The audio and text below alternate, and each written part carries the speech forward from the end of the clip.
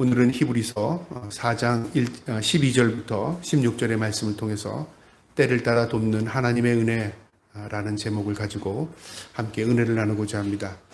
히브리서는 사도 바울이 유대인에게 전하는 복음입니다.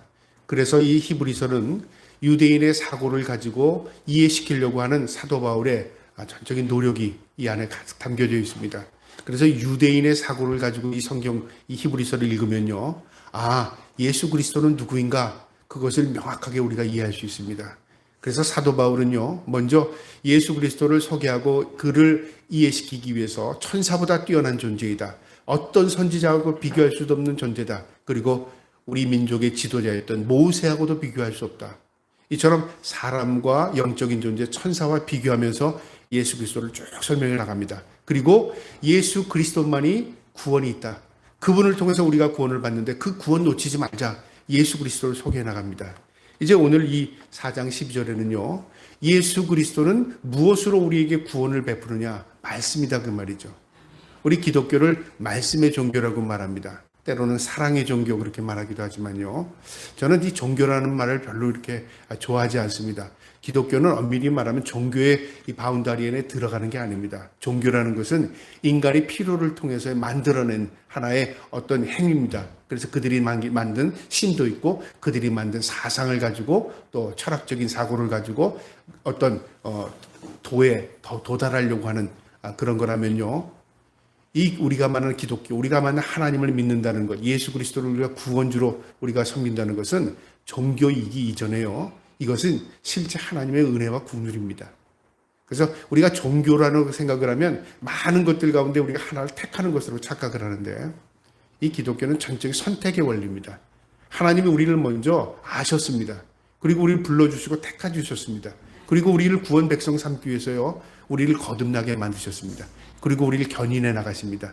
하나님의 말씀으로, 하나님의 뜻으로. 그래서 우리가 성숙된 이후에는 깨닫게 됩니다.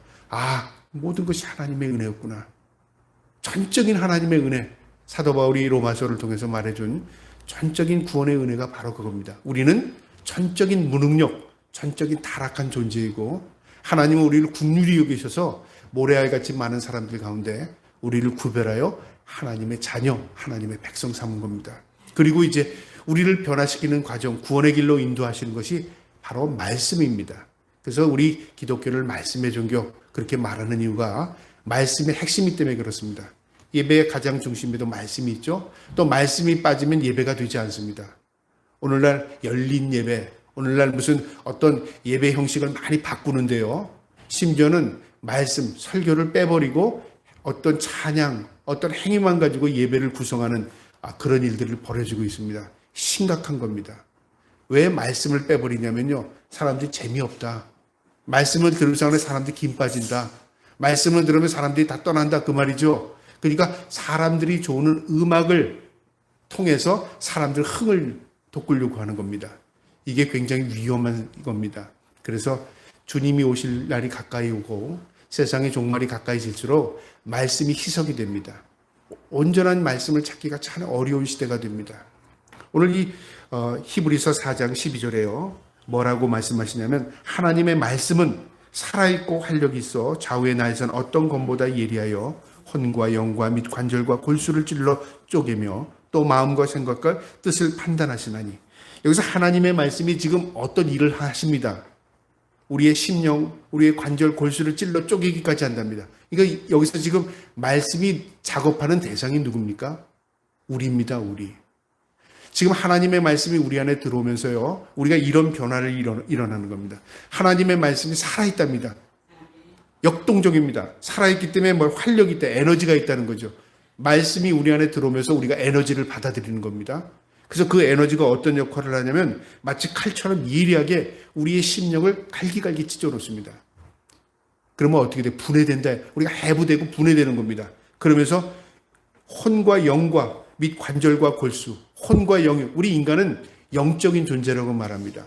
그러니까 육적인 존재, 우리 모든 생명체는 다 육을 가지고 있잖아요. 그런데 특별히 인간의 창조는요, 태초에 하나님이 천지를 창조하시면서 인간을 특이하게 창조하셨습니다. 인간을 만드실 때 말씀으로 그냥 말씀으로 인간의 창조대로가 아니라 그 코에 생기를 불어넣으니 생명이 되었답니다. 하나님의 입김을 불어넣은 겁니다. 하나님의 영을 우리 인간에게 불어넣었어요. 그래서 우리는 영적인 존재입니다. 그래서 우리는 창조시부터 하나님이라는 존재를 설명 필요 없이 압니다. 하나님은 어떤 분이고 하나님은 세상을 창조하시고 설명을 안 해도요, 우리가 영적인 존재니까 하나님은 알아요. 그렇게 하나님 창조하셨습니다. 그런데 인간이 사탄의 미혹에 넘어가서 죄를 지은 순간 하나님과의 단절이 이루어집니다. 그러니까 죄가 하나님과 우리의 벽을 만들어버린 거죠. 그것을 다시 무엇으로 작업하려면 하나님의 말씀이 우리 안에 들어오면서 다 잘게 쪼개놓는 겁니다. 심령을 쪼갭니다. 관절과 골수를 쪼갭니다. 그러니까 깊이 우리의 모든 숨길 수 없는 것까지 다 내면을 뒤집어요. 그래서 그 뒤집으면서 무엇을 깨닫게 할까요? 우리가 어떤 존재인가를 알게 하는 겁니다. 여러분, 세상에 많은 종교들이 있는데요. 세상에 많은 종교들이 너는 어떤 존재인지 알고 나를 믿어라라고 하는 종교가 없습니다. 여러분, 불교를 믿는데 나를 알아야 내가 부처를 만납니까? 내가 이슬람을 믿는다면 이슬람의 마호메트의 말씀을 내가 들으려고 하면 내가 내라는 존재를 깨달아야 내가 하나님을 만납니까? 그렇지 않아요. 힌두교의 신성을 내가 도달하려면 나라는 존재를 깨달아야 내가 신성의 도를 넘나듭니까? 그렇지 않아요. 나라는 존재는 일단 있고 어떻게 해요? 도에 전념하는 겁니다. 그런데 기독교는 안 그래요. 내가 하나님을 만날 수 있는 유일한 방법은 예수 그리스도인데 예수 그리스도를 만나면 뭐가 되냐면요. 일어나는 첫 번째 현상이 내가 죄인이라는 걸 깨닫게 돼요. 내가 예수님을 만났는데 나는 죄는 없어. 예수님을 안 만난 거죠. 못 만난 거죠. 그러니까 죄는 연결입니다. 나를 갈기갈기 찢어놓고 나의 심령과 골수를 쪼개기까지 해서 하나님의 말씀으로 나를 분해놓고 보면요. 뭐만 남는 모든 게 다 죄인입니다. 죄입니다. 그래서 하나님의 말씀이 들어오면 내가 죄를 깨닫게 돼요. 근데 이 죄 문제를 인간이 스스로 해결할 수가 없습니다. 그래서 하나님께서 하나님의 말씀을 우리에게 들어오게 하시고 내가 어떤 존재를 깨닫게 하시고 그 다음에 전적인 무능력, 전적인 부패 타락한 인간이 스스로 깨닫기 위해 예수 그리스도를 통해서 하나님을 만나게 합니다. 그러니까 우리의 중보자가 되시죠. 우리의 대제사장이 되시는 겁니다. 그래서 지금 사도 바울은 이 히브리인들에게요. 유대인의 관점에서 유대인들의 구원관은 어떤 구원관이었냐면 율법에 의한 구원관이었습니다. 그러니까 그들이 열심히 믿고 율법을 준수하고 율법대로 살아가면요. 구원이 이른다고 생각한 거죠. 그들이 율법을 지키지 않으면 구원도 멀어진다고 생각한 겁니다. 그러니까 율법은 곧 그들에게 말은 안 해도 그들에게 구원입니다. 구원관입니다. 그러면요. 구원관이 종교들마다 우리의 구원관은 이렇게 말하지 않지만 불교의 구원관은 뭐 같이 생각됩니까? 불교는요. 철학적인 종교입니다. 깨달음입니다. 깨달음. 득도라고 그러죠. 득도. 내가 어떤 도의 깨달음을 통해서 어떤 도를 넘는 겁니다. 그러면 이제 인간이 그 인간의 굴레에서 벗어나는 겁니다. 해탈이라고 말하죠. 해탈. 철학적입니다. 철학적. 그러면 그들은 말하는 게 이제 인간이 득도에서 해탈을 했다. 근데 그게 구원과는 사실 관계가 없어요. 우리 기독교는 명확합니다. 하나님께서 세상을 창조하시고 인간은 죄로 인해서 하나님으로부터 멀어졌는데 예수 그리스도께서 이 땅에 오셔서 우리가 그분으로 인하여 구원받게 되고 그분은 우리의 죄를 짊어지고 십자가 지셨습니다. 그리고 그분은 승천하셔서 지금도 하나님 우편에서 우리를 위해서 기도하고 계시고 간구하고 계시고 우리를 위하여 새하늘과 새 땅, 천국을 준비하고 계셔요. 마지막 때는 주님이 다시 오신답니다. 그래서 심판주로 오셔서 세상을 심판하시고 하나님 앞에 구원받은 백성들을 불러 모아 천국에 입성시킵니다. 거기에 더 이상 흐트러지는 게 없어요. 명확합니다. 그런데 다른 종교는 그렇지 않은 것들이 참 많아요. 힌두교는 어떨까요? 힌두교는 모든 것들이 신성입니다. 그래서 코끼리도 신성을 가지고 있고 물고기도 신성을 가지고 있고 원숭이도 신성을 가지고 있고 이 동물들이 인간처럼 생명을 가지고 있는 모든 것들은 다 신성하다고 생각해요. 신성을 가지고 있는 거예요. 그래서 다 연결이 되어 있다고 생각해요.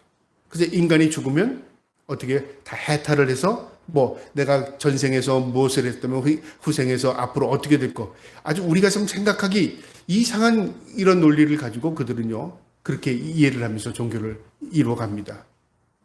여러분 우리가 기독교하고 가장 비슷한 종교가 어떤 종교 같습니까? 유대교요? 유대교 아닙니다. 유대교는요, 율법입니다. 근데 하나님을 열심히 믿어요. 기독교와 가장 비슷한 종교 천주교 같지 않아요? 천주교? 그럼 천주교의 교리 구원관은 어떨까요? 천주교 예수 믿고 구원받아요? 그런 거 같습니까?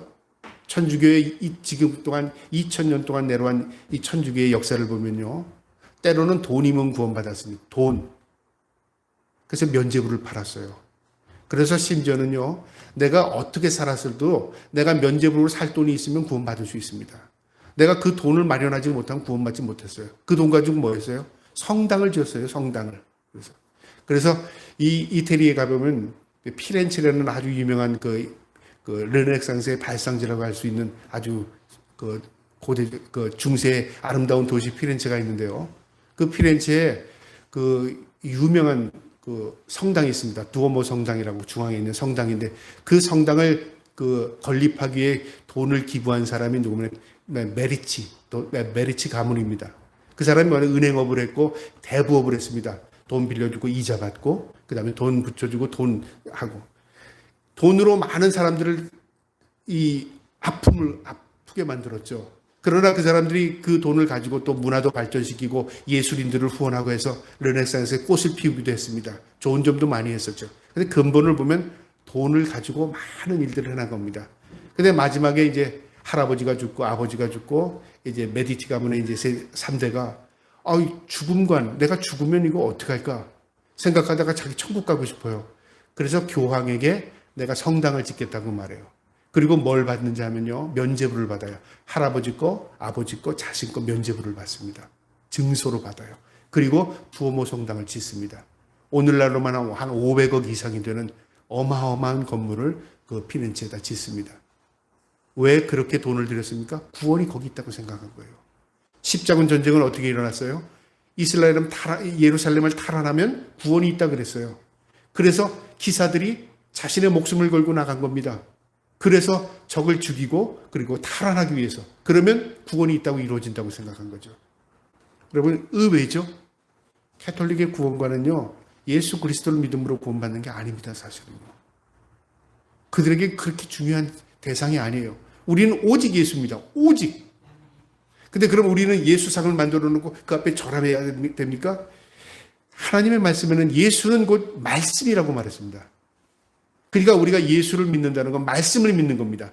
말씀을 어떻게 믿어요? 어떻게 여러분 믿어요? 말씀을 내 안에 하나님의 생명의 말씀으로 받아들이는 겁니다. 그러면 이 말씀대로 살아가는 겁니다. 요한복음 1장에 보면요, 요한 사도는, 사랑의 사도 요한은 예수 그리스도를 뭐라고 표현하냐면요, 요한복음 1장 1절에 태초에 말씀이 계시니라, 이 말씀이 하나님과 함께 계시니 이 말씀은 곧 하나님이시라. 여기에 예수 그리스도를 이름을 집어넣으면 똑같습니다. 태초에 예수께서 계시니라. 이 예수님은 하나님과 함께 계시니 이 예수님은 곧 하나님이시라. 틀립니까? 맞습니까? 똑같죠? 그리고 이 원어 보면 헬라 원어예요. 예수 그리스도도 로고스라고 기록했고요, 말씀도 로고스라고 기록되어 있습니다. 그러니까 말씀이 곧 예수 그리스도입니다. 그 다음에 요한복음 1장 17절에 보면요, 율법은 모세로 말미암아 주어진 것이요 은혜와 진리는 예수 그리스도로 말미암은 것이라. 분명히 요한이 얘기합니다. 율법은 무엇이냐면 모세를 통해서 주어진 것이다. 왜 우리에게 주어졌느냐? 우리가 죄인인 걸 깨닫게 하기 위해서. 그러니까 모세가 하나님 앞에 받은 법이다 그 말이죠. 여러분, 법 잘 지킨다고 구원받습니까? 우리가 이 땅에 살면서 법 잘 지키면 상 받습니까? 아닙니다. 그건 당연한 겁니다. 그런데 유대인들은 그렇게 생각을 한 거죠. 이 의미는 다른 말로 말하면요, 그만큼 하나님의 법인 율법도 온전히 지키는 사람이 없었다 그 말입니다. 우리는 율법으로 구원받는 게 아닙니다. 우리는요, 예수 그리스도의 은혜로 구원받습니다. 전적인 은혜입니다. 그러면 은혜는 뭐냐면 하나님의 말씀이 내 안에 들어와서 내가 그 은혜를 입으면요, 말씀을 지키며 살고자 하는 뭐가 생기냐면요, 내 자신의 자의적인, 내 자신의 순종함이 생깁니다. 그러니까 너 순종하면 구원받아, 말씀 지켜야 구원받아, 그게 아니라 내가 구원받을 백성이라면 말씀대로 살고 싶은 거예요. 아니, 내가 말씀대로 살지 않으면 살 수가 없는 거예요. 참 의미가 놀랍죠? 신비롭고 놀란 겁니다. 지금 사도 바울은요, 이 히브리인들에게 유대적인 사고, 율법적인 사고를 가지고 있는 유대인들에게요, 하나님의 말씀에 이 능력을 가르쳐 주는 겁니다. 우리의 심령과 관절과 골수를 찔러 쪼개기까지 우리 완전히 해부한다. 그래서 어떻게 한다고요? 13절에 지으신 것이 하나도 그 앞에 나타나지 않음이 없고 우리의 결산을 받으시니 이의 눈앞에 만물이 벌거벗은 것 같이 드러나리라. 하나님의 말씀이 내 안에 들어오면요, 세상이 하나님의 말씀으로 창조된 것도 믿어질 뿐만 아니라요, 또 내가 하나님 앞에 마치 벌거벗은 것처럼 환하게 드러난답니다. 여러분, 벌거벗으면 사람들이 어떻게 느끼죠? 수치스럽게 생각하잖아요. 부끄럽고 창피하게 생각합니다. 우리가 하나님 앞에 영적으로 완전히 벌거벗김을 당하면요, 어떻게 될까요? 누구다 하나님 앞에 머리 들 수 있는 사람이 하나도 없다 그 말이에요. 이게 예수 그리스도를 만나는 과정입니다. 만약에 예수님이 없다면 어떻게 될까요? 우리 하나님 앞에 서면 다 심판받을 존재만 있는 거예요. 지금 사도 바울이요, 우리가 그런 존재라는 걸 깨닫게 하는 겁니다. 모두가 하나님 앞에 말씀으로 다 해부되면, 하나님 앞에 벌거벗은 것처럼 드러나게 되면 우리는 수치스럽고 부끄럽고 창피해서 우리의 죄악으로 인하여 하나님 앞에 온전히 설 수 있는 인간 아무도 없다 그 말입니다. 14절에 그러므로 우리에게 큰 대제사장이 계시니 승천하시니 곧 하나님의 아들 예수시라. 우리가 믿는 도리를 굳게 잡을지어다. 그러므로는 뭐예요? 우리가 그런 존재이니, 그러니까 우리에게 큰 대제사장이 계시다. 유대인들에게 제사장은요, 하나님과 인간의 관계를 연결해 주는요, 중보의 역할을 하는 담당자입니다. 그래서 이 제사장은 자기가 하고 싶다고 하는 게 아니라요, 12지파 가운데 레위 지파의 계통 가운데 구별된 자들이 제사장을 해요. 그 중에서도 제비를 뽑아서 대제사장을 삼습니다. 근데 여기 대제사장이 아니라 큰 제사장입니다. 일반 인간 제사장하고 비교할 수 없는 제사장이 계시다 그 말이죠. 누구를 얘기하죠? 예수 그리스도입니다. 그분은 하나님이십니다. 큰 제사장입니다. 인간의 육신을 입은 인간 제사장이 아니라 하나님이신 제사장이다 그 말이죠. 그분은 승천하셨답니다. 하나님 앞에 가셨답니다. 하나님의 아들 예수시랍니다. 우리가 그 믿는 도를 굳게 잡을지어다. 믿는 도는 구원의 진리를 굳게 붙들어라. 그분이 구원의 길을 인도하시는 분이다. 그래서 예수님만이 나의 구원, 예수님만이 길이요 진리요 생명이 됩니다. 이게 우리의 믿음의 핵심입니다. 그러니까 예수 그리스도 안에 모든 것이 다 있습니다. 예수 그리스도가 우리의 삶에 들어오면요, 우리가 구원이 무엇인가를 깨닫게 되고 구원의 길을 갈 수밖에 없는 인생으로 변화되기 시작하는 겁니다. 그분은 우리의 큰 제사장이 되셔서 우리의 모든 것들을 짊어지고 하나님 앞에 우리의 모든 것들을 다 어떻게 해요? 용서받고 구원받게 하십니다. 우리를 도우시는 분이시다 그 말입니다. 15절에요. 우리에게 있는 대제사장은 우리의 연약함을 동정하지 못할 이시가 아니요 모든 일에 우리가 똑같이 시험을 받으시로되 죄는 없으시니라. 그분이 어떤 분이신가? 하나님의 아들일 뿐만 아니라 그분은 우리도 너무 잘 아시는 분이랍니다. 그 대제사장은 우리의 연약함을 아신답니다. 여러분, 인간의 연약함이 어떤 속성을 가지고 있을까요? 인간의 연약함의 속성 한계를 가지고 있습니다. 한계.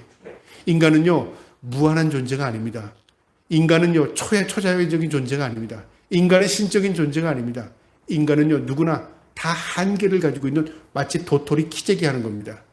하나님 편에 보시기에는 이 도토리가 크다, 저 도토리가 크다, 우리 인간들은 그럴지 모르지만요, 하나님 보시기엔 다 고만고만해요. 의인이라고 말하는 인간도 그렇고, 죄인이라고 말하는 인간도 그렇고, 하나님 보시기에 다 고만고만한 거예요. 잘난 인간, 못난 인간이 없이 하나님 보시기에는 다 고만고만해요. 근데 우리가 보기에는 그런 거죠. 누가 크게 보이고 위대해 보이고 누가 작게 보이고 적게 보이고 그러잖아요. 그러니까 우리의 관점에서 하나님을 평가하고 우리의 관점에서 하나님의 영광을 만들어내고 우리의 관점에서 하나님께 뭘 드렸다고 하고 하는 거죠.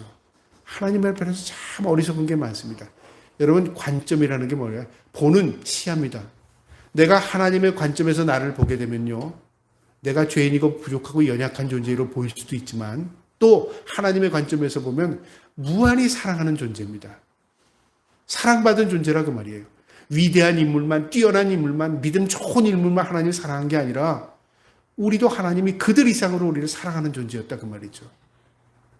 그걸 깨닫게 됩니다. 그래서 내가 죄인이고 예수 그리스도가 나의 삶의 주인으로 모시게 되면 그 다음부터 어떻게 되냐면 하나님의 인격을 알게 됩니다. 하나님을 만나게 됩니다. 내 연약함을 알게 됩니다. 내 한계, 내 연약성, 내 불완전성. 그래서 사도 바울은 로마서 3장에 인간의 전적 부패, 전적 타락을 이렇게 말합니다. 의인은 없나니 얼마나 없어요? 10명은 없다 그랬어요? 하나도 없다고 합니다. 하나도. 인류 역사상 의인은 하나도 없습니다. 여러분, 캐톨릭이 의로운 성인을 많이 지칭을 하잖아요. 성인은 신적인 존재로 이제 상등하는 겁니다. 그래서 그 성인이 되면 시체도요, 능력을 행한다고 생각을 해요. 그래서 성당들을 보면, 유명한 성당들을 보면 그 안에 시신들이 다 있습니다. 어떤 시신이냐면 과거에 유명 성인들의 시신을 안치해 둔 곳이 있는 곳 성당은 어떤 성당이에요? 레벨이 올라갑니다. 그러니까 심지어는요, 시체를 나누기도 했습니다. 이 세례 요한의 시신이요 나눠져 있는데요. 세례 요한, 예수님을 세례한 세례 요한이요. 손가락이 아까 제가 그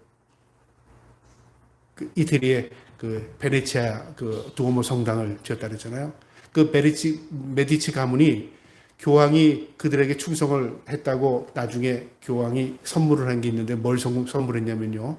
세례 요한의 손가락을 선물을 했습니다. 예, 손가락. 진짜인지 가짜인지 우리가 알지 모르지만 그게 선물이에요. 그 손가락이 성당에 들어가는 순간에 그게 또 손가락의 레벨이 달라지는 거죠. 저도 터키에 가서 그 전시관에 들어갔는데요. 거기서 뭘 봤냐면 세례 요한의 손목을 봤습니다. 손목. 그게 진짜인지 가짜인지 모르는데 손목을 유리관에 이렇게 넣어가지고 진열을 했더라고요. 그걸 트리키인들이 이스라엘을 점령할 때 가지고 온 거예요. 그래서 그거를 지금 왕궁의 보물 보관소에 아론의 모세의 지팡이, 그 다음에 다윗의 칼, 그 옆에 이렇게 손이 있어요. 보고 싶은 사람 제가 예배 마치면 보여드릴게요. 사진 찍어 놓은 게 있습니다. 손가락이 이렇게 금으로 이렇게 차게 이렇게 있어요. 그게 굉장한 겁니다. 굉장히. 사진을 찍으려니까 사진을 못 찍게 하더라고요. 거기는 경비가 딱 서서 사진도 못 찍어요. 그렇게 인간이 죽어도 그것이 성인이면 성물이 됩니다. 우리 기독교에서 죽은 사람 그렇게 합니까? 교회에 묻습니까? 그렇지 않아요. 우리에겐 모두가 죽으면 다 흙으로 돌아갑니다. 흙으로 왔으니 흙으로 돌아가요. 의인은 없으면 하나도 없습니다. 그런데 우리가 의롭지 못한 인간이 어떻게 구원을 받을 수 있죠? 전적인 예수 그리스도의 은혜, 구원의 은혜입니다. 내가 예수 그리스도를 나의 구주, 나의 주인으로 모셨어요.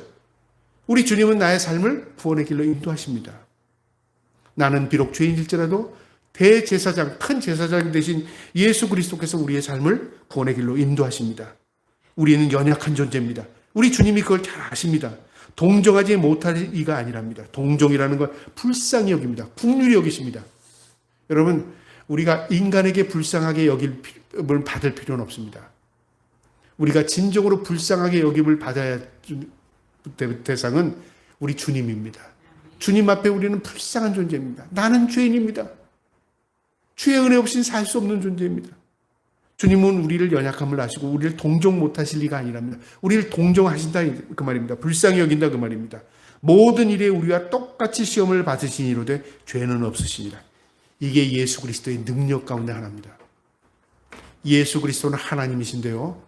예수 그리스도는 우리 인간의 고통을 다 짊어지셨습니다. 죽음까지도요. 그분은 우리의 모든 질고를 아신답니다. 어떤 병이 걸리면 주님이 어떤 병인지, 어떤 형태로 가지고 있는지, 내가 속상하면 어떤 마음으로 지금 속이 상한지, 내가 지금 흔들리면 어떤 마음으로 흔들리는지, 우리 인간은 다 헤아리지 못할지라도요, 우리 주님은 다 아십니다.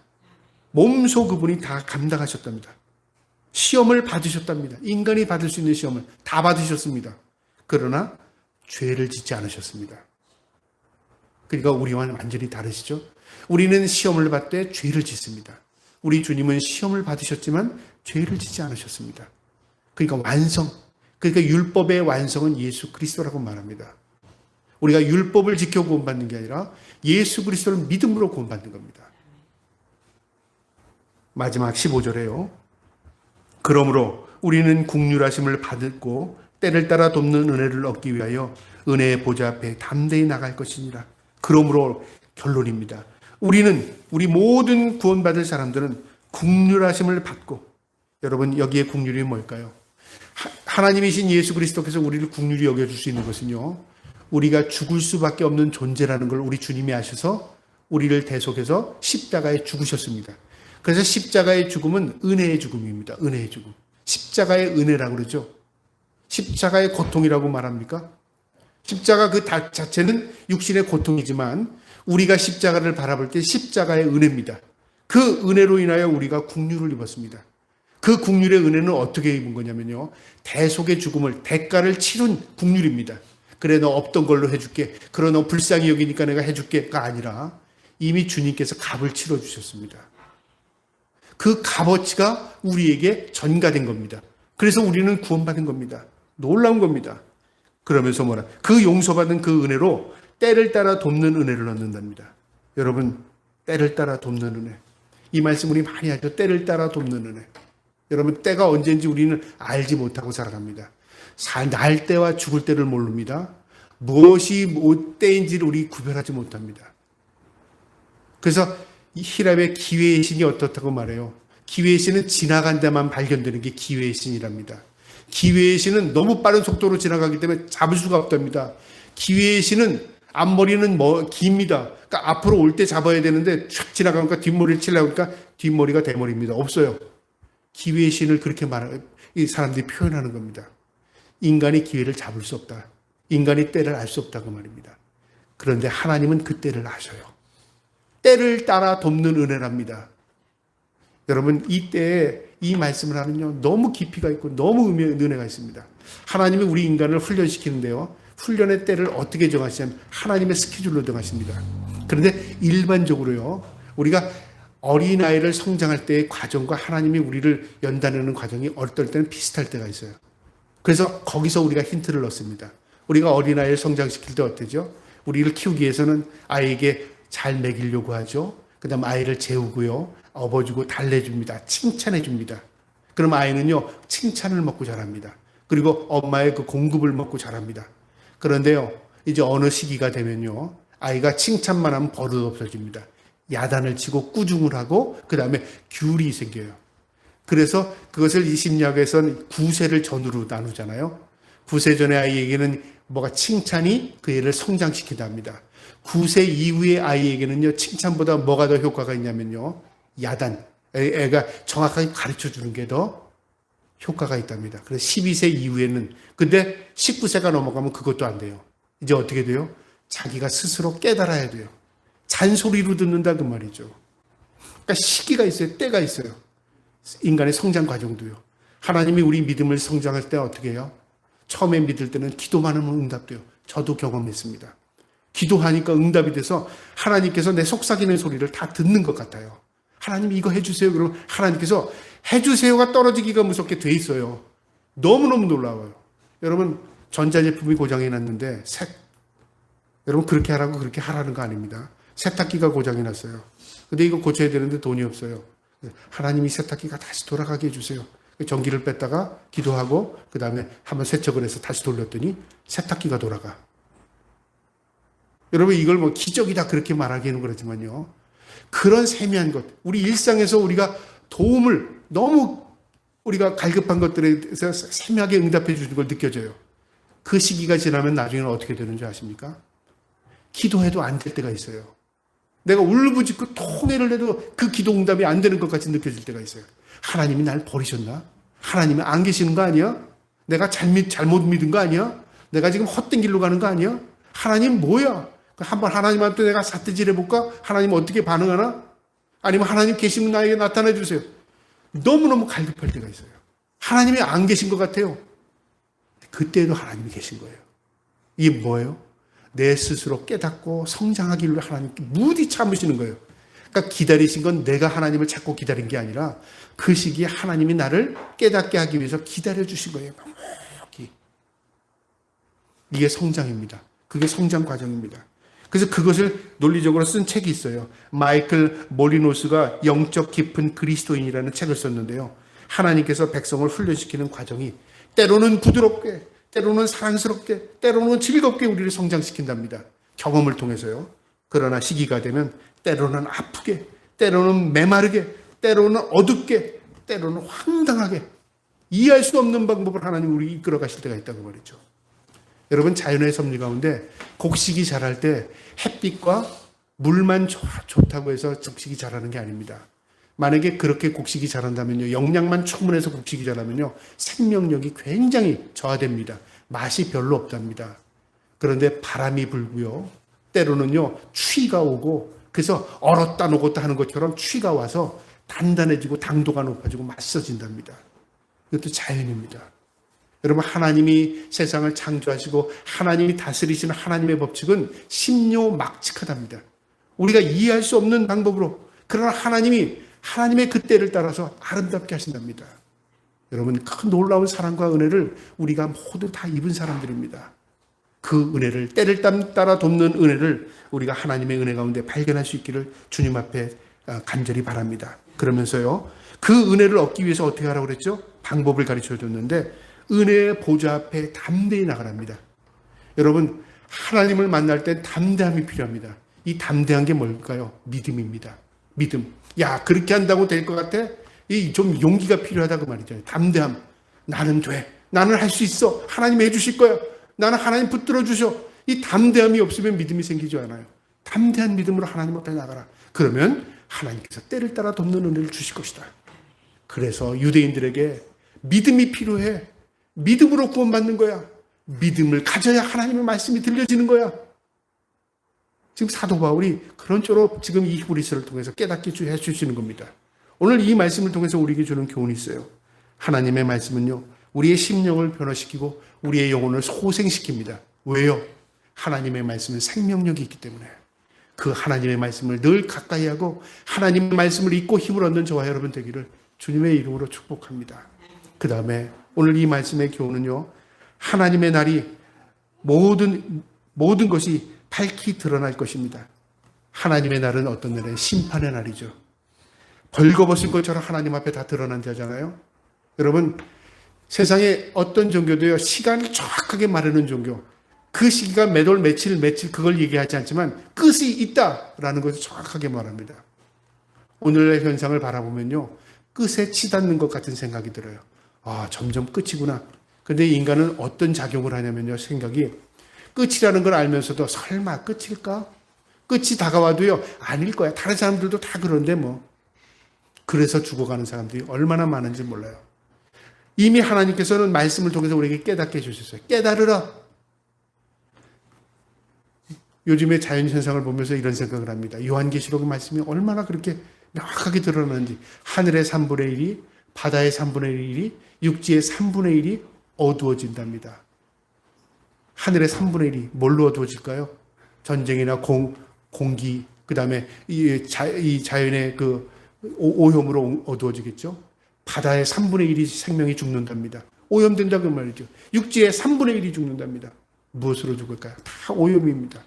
아, 하나님의 말씀이 진짜 살아있는 것 같다, 그런 생각이 듭니다. 그래서 과학자들이요, 얼마 전에 발표를 했는데 2030년, 올해가 2023년이죠. 2030년에 돌이킬 수 없는 시간이 다가왔다고 생각합니다. 지금 아무것도 안 해도요, 아무것도 안 하고 예를 들어서 공해를 일체 일으키지 않고 가만히 있어도 2030년은 선이 거진답니다. 돌이킬 수 없답니다. 그 지금부터 열심히 해서 뭔가를 정화를 하면 어떻게 될까요? 그렇게 가능할까요? 모르겠습니다. 우리는 그런 시대에 살고 있습니다. 우리가 언젠가 주님 앞에 서는 날요, 밝히 벌거벗을 것처럼 주님 앞에 드러날 일이 있을 것입니다. 우리가 이 땅에 살지만 늘 하나님을 의식하며 살아갈 수 있기를 축복합니다. 마지막으로요, 오늘 이 말씀에서 믿음 가지고 하나님의 보좌에 담대히 나갈 수 있기를 축복합니다.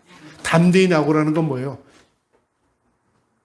주님 앞에 용기를 가지고 나와라. 주님 앞에 힘을 다해 주님 앞으로 나와라. 그것이 생명이다, 그 말입니다. 저와 여러분이 주님의 보좌 앞에 믿음 가지고 담대히 나갈 수 있기를 주님의 이름으로 축복합니다. 아멘.